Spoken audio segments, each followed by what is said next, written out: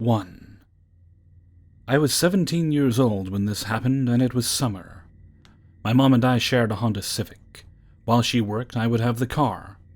Driving has always been a passion of mine. My father is a retired semi-truck driver, 25-plus years delivering gasoline. He had me on his lap driving at 4 years old out in the desert. Driving has always brought me peace. As such, A and I would drive all over our town together while my mom was at work. Not long before this incident, someone had backed into our Honda in a parking lot. The entire rear end had to be replaced. We had the Honda dealership fix it and picked it up late on a Friday afternoon. It didn't take us very long to realize they had neglected to reconnect our brake lights. I'm not sure if this is the proper technical explanation, but you get my point. We called the dealership and they said to either find someone to fix it ourselves, or come back on Monday and they would take care of it. We decided to wait until Monday. The day after getting the Honda back, Saturday, my mom worked the day shift. A and I dropped her off and were under strict instructions to drive straight to A's house and not use the Honda again, until it was time to pick my mom up from work. For safety reasons, since the brake lights were not working. I'm not sure why she even allowed me to take the car, but she did. Of course, being the extremely well-behaved teenagers that we were, we did not listen. In my town, there is an old highway that runs parallel to the interstate. We were driving down this highway when I noticed a man on a motorcycle following very closely behind me. Being mindful of the possible safety hazard of not having working brake lights, I pulled slightly into the bicycle lane and waved out my driver window for him to pass me. My assumption is that the motorcyclist thought I flipped him off. I cannot think of any other explanation for what happened. He pulled up alongside me, my window was still down, and he started screaming something at me. I have no idea what, I couldn't hear through the wind. It was at this time I noticed he had a young girl on the back of his bike, who I assume was his daughter. She looked to be maybe about 10 or 12 years old. I was totally puzzled, and tried to slow down further for him to pass me.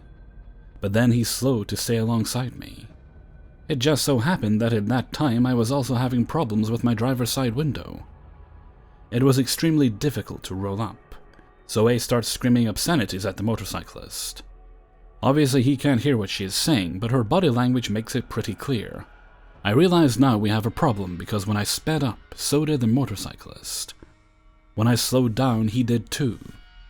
He then got right on my tail, allowing me to fully go back into the lane out of the bike lane, and continued to chase us down the highway. Panicked, I got onto the interstate at the first opportunity. I was hoping he would give up, but he continued the pursuit. It was a 3-lane interstate. I was in lane 3, in other words, the slow lane, and he was in lane 2, in other words, on my left. He continually attempted to swerve his motorcycle toward my car. I have no idea what his endgame was, not to mention he had a young girl with him. I was now getting really scared and decided at the next exit I would get off the freeway and try to make my way to the nearest police station. However, before I made it to the next exit, something very odd happened. Keep in mind, my driver's side window was still stuck down. A took it upon herself to flick a lit cigarette out my window toward the motorcyclist. This is the unbelievable part about the story. The motorcyclist threw something in my window that hit me, and then somehow ended up in the back seat. It had hit one of my arms and left what looked like a brown sticky residue on me. In my panic, I quickly forgot all about it and never bothered wiping it off my arm. I made it to the next exit and got off the interstate. I knew I wanted to make a right at the light at the bottom of the off-ramp. This was in an attempt to not get stuck waiting for the light to turn green. If I were to have made a left-hand turn instead, I didn't want him to be able to pull up alongside me. Unfortunately, there was too much traffic for me to safely make a right turn, and the motorcyclist did exactly that. He pulled up on the shoulder along the passenger side of my car. It all happened so quick. He jumped off the motorcycle and opened A's door. I did not make a habit of locking my doors when driving, and in all the panic, it did not occur to me to lock them. He is screaming at us, calling us stupid cunts. He is trying to pull the door while A is also trying to close it. Basically a tug of war with my door. A finally manages to pull the door shut. I locked it and quickly made a right turn. The motorcyclist jumped back on his bike and continued after us. I don't remember if the young girl was still on the back of the motorcycle or if she was standing next to it. However, she did not approach us. I couldn't remember where the closest police station was, so I now called the man who I was dating. He said he was at the local mall and to drive there immediately. I started trying to make my way to the mall and lose a motorcyclist at the same time. We were both clearly driving erratically and even passed a cop that didn't even look in our direction. I went up and down side streets, shot down alleys, cut through parking lots. I couldn't lose him.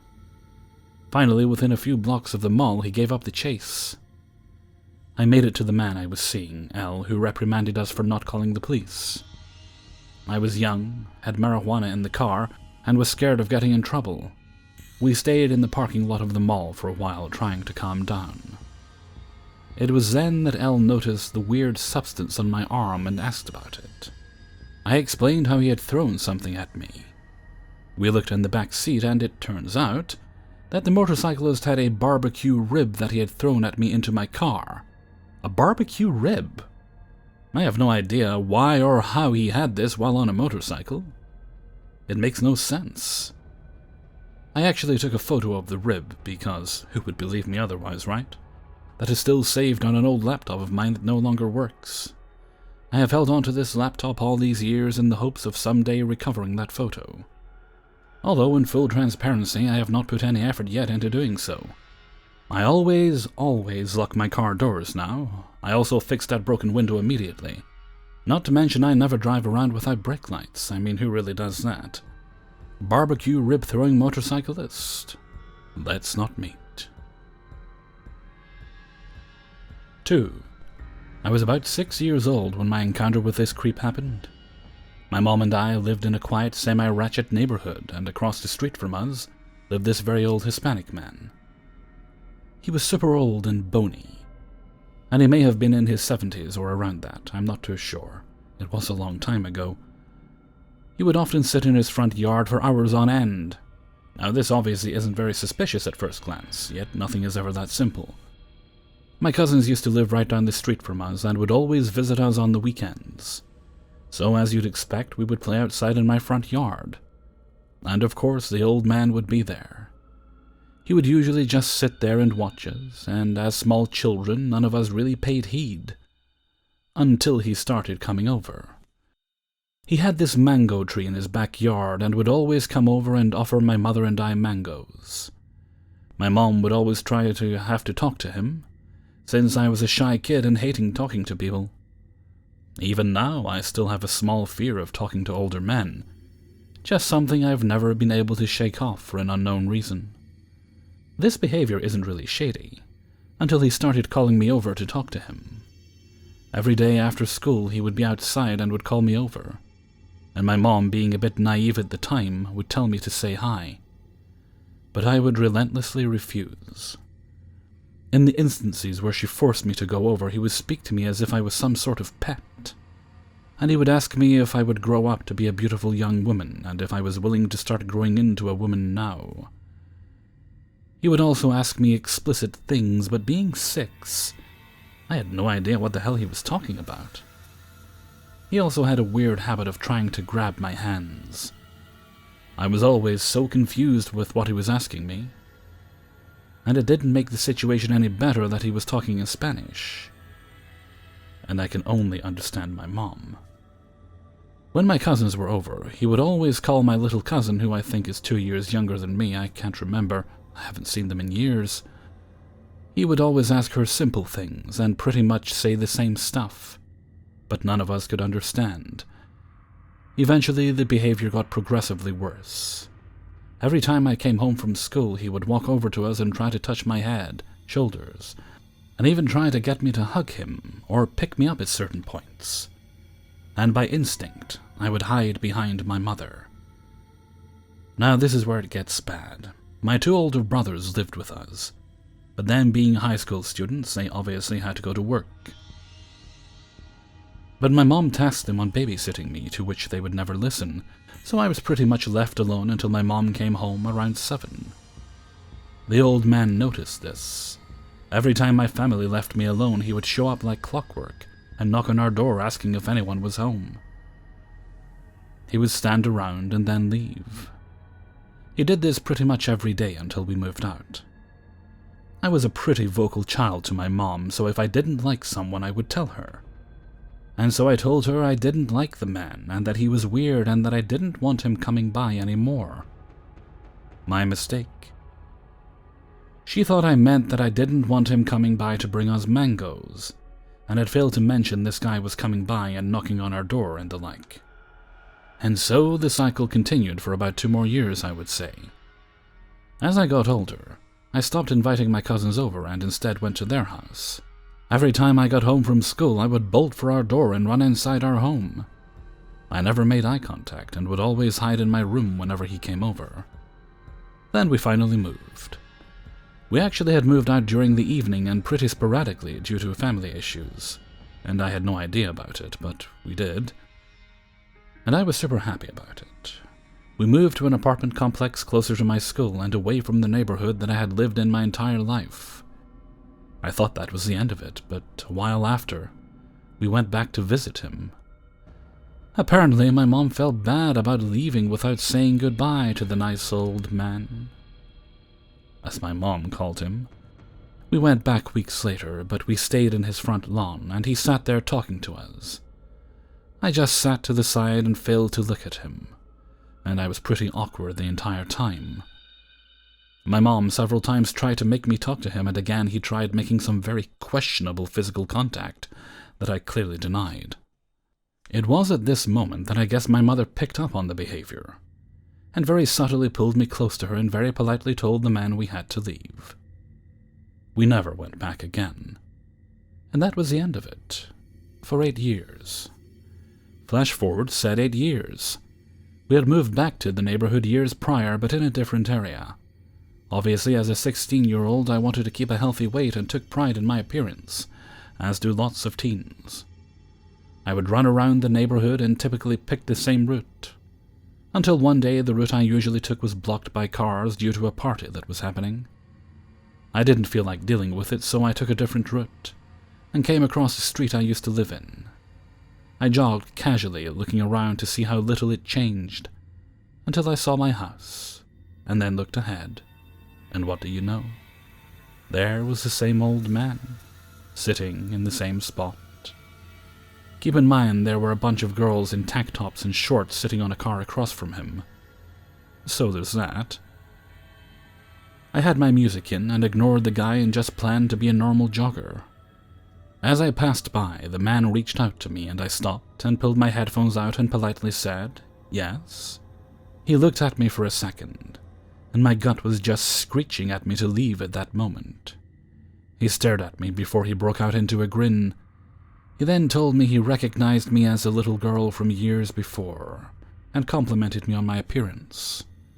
He went into detail about how much he loved to watch me play in my front yard, and all in all seemed a bit pleasant, and thought maybe I had been overreacting as a small child.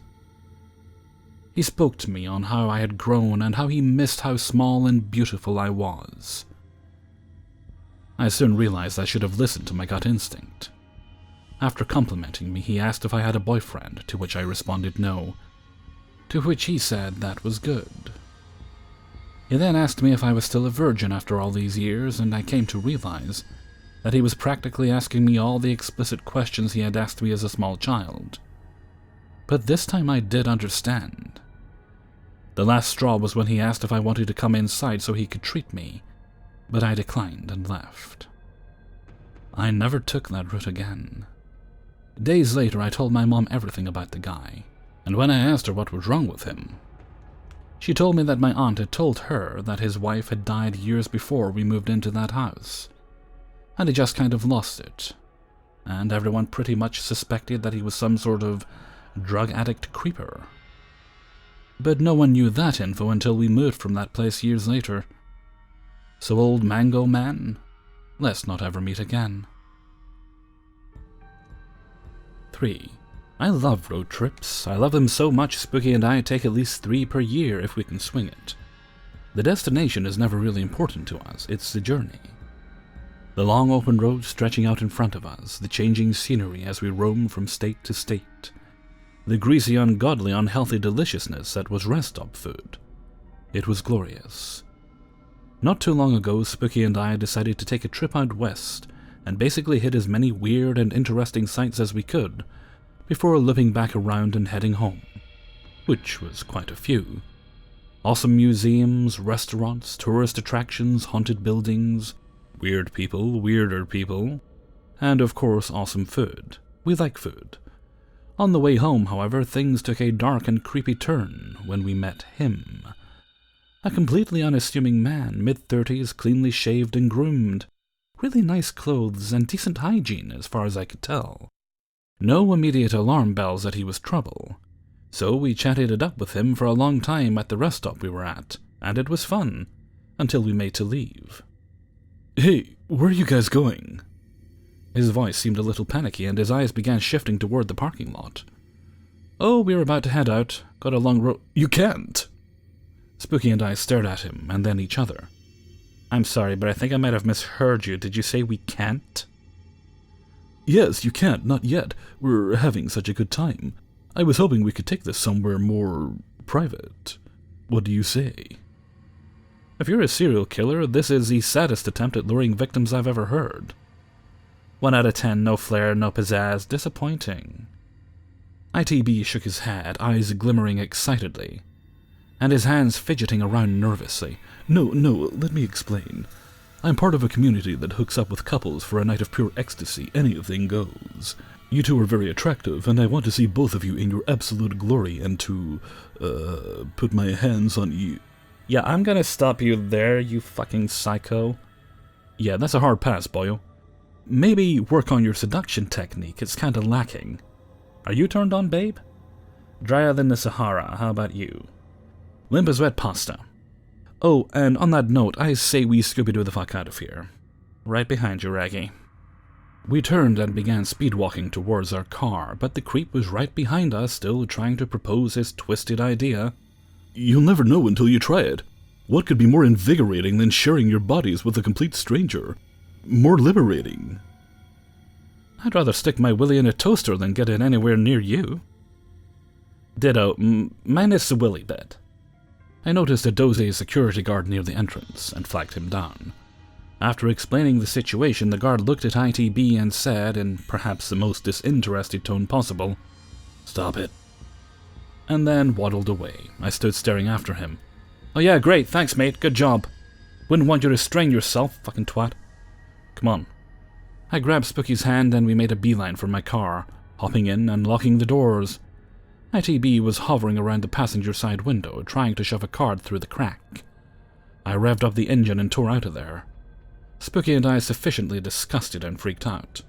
A few hours later, we decided to stop at another rest area. Spooky had to pee and I was getting pretty thirsty, so we figured a quick pit stop to fill up my tank, empty our bladders, and continue on our way. As I entered the men's room and began relieving myself, I heard the door open, and a familiar voice churned my stomach. Well. It's a small world after all. I zipped up and whirled around to face him, his appearance decidedly more shabby now. He had a smile on his face, but it was far from friendly. Now Spooky and I can defend ourselves. We both take martial arts and are pretty damn lethal if threatened. But if ITB didn't do anything to physically threaten me or Spooky, I couldn't just belt him. What in the monkey fuck are you doing here? Following us? This is a public rest stop. I have as much right to be here as you. Are you ready to take me up in my offer? I'd rather dip my balls in honey and go bear watching. Piss off! I stormed past him and out of the restroom, scanning for Spooky. I saw her looking at a skeleton snow globe and pulled her towards the exit. Irish, hey, what? Creepy guy, run now, snow globes later? Without any more words, Spooky followed suit and we hurried towards my car. I glanced back towards the building and felt my stomach drop. ITB was there in the doorway, smiling and waving at us like we were old friends. As we pulled out, I noticed ITB walking towards a red Cadillac in my rear view. I'd seen it at the previous spot too. It was pretty safe to assume it was his. As we exited the stop and got back on the highway, I kept my eyes peeled in my rear view for red Cadillacs.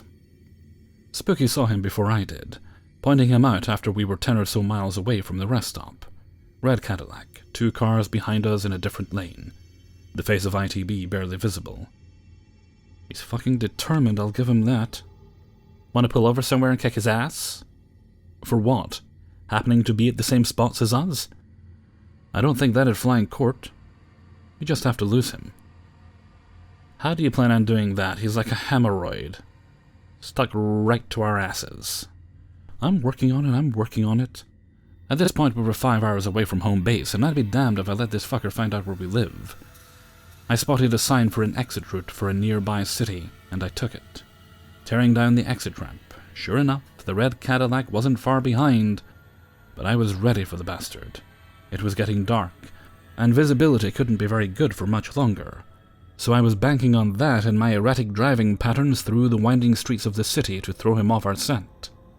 I was lucky enough to avoid large congested traffic jams, but was also lucky enough to have a lot of cars on the road for me to weave through.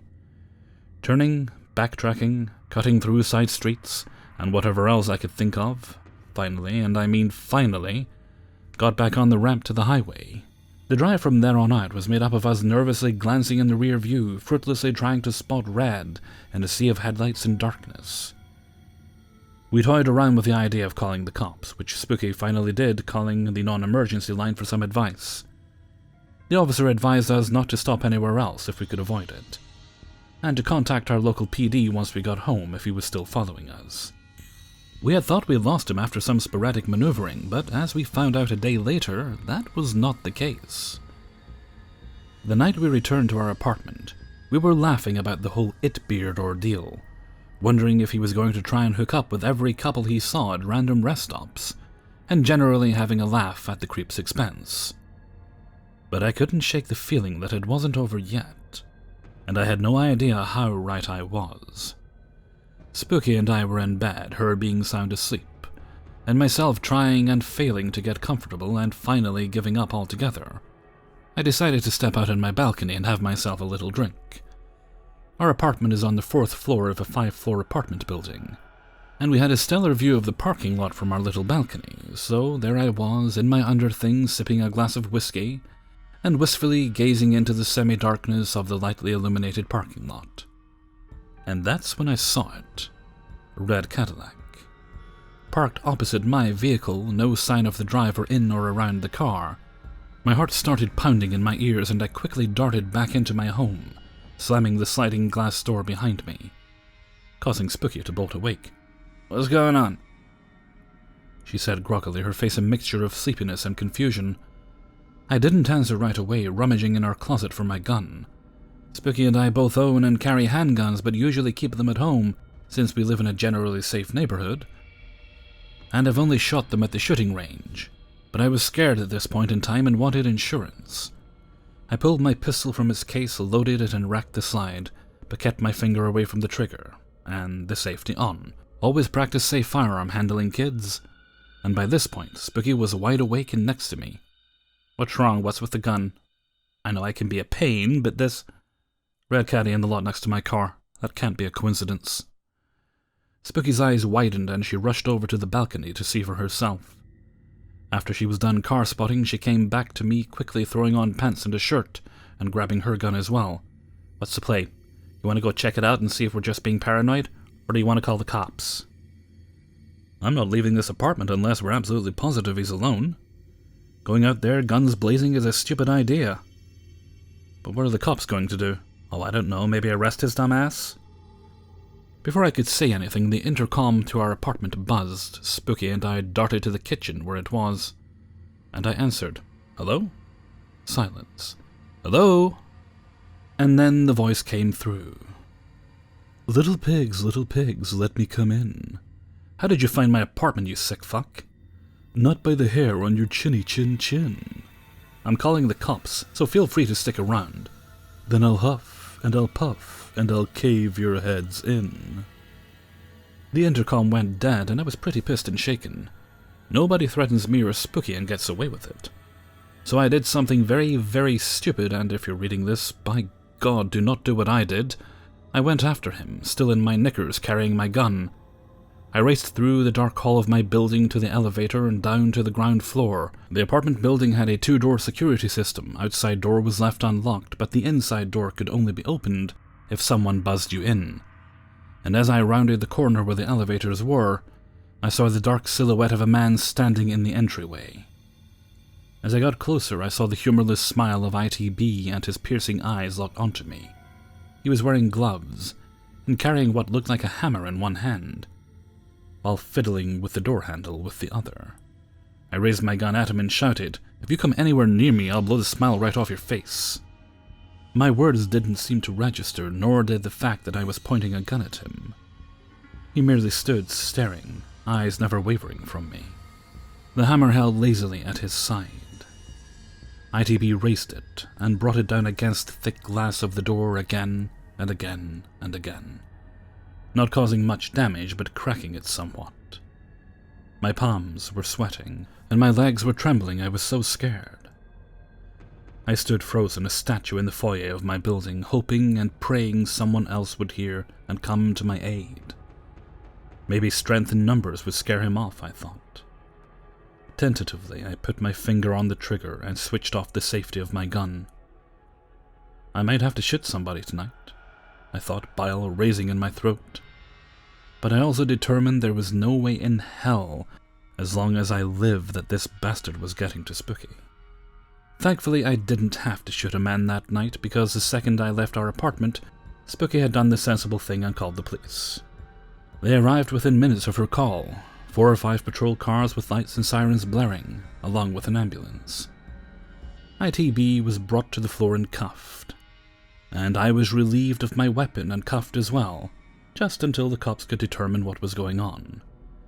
Seconds after they arrived, Spooky was downstairs holding me as I sat on the floor, her whispering words of comfort to me as the police took statements from us, and a few other curious residents who had come to see what the commotion was. ITB was led away in cuffs, still smiling and trying to look at us, his eyes never blinking, it seemed. And the cops offered to take me to the hospital to get checked out, but I refused, just wanting the whole mess to be over. After what seemed like an eternity, the cops left, and Spooky and I were back in our home holding one another in silence, as the sun began creeping up over the horizon. Understandably, we both called off of work, awaiting any news of what had become of ITB. As it turns out, ITB suffered from a variety of mental health issues, one of which being schizophrenia, and had been in trouble with the law before in different states for assault, sexual assault, and harassment, but had always managed to elude the authorities until this point.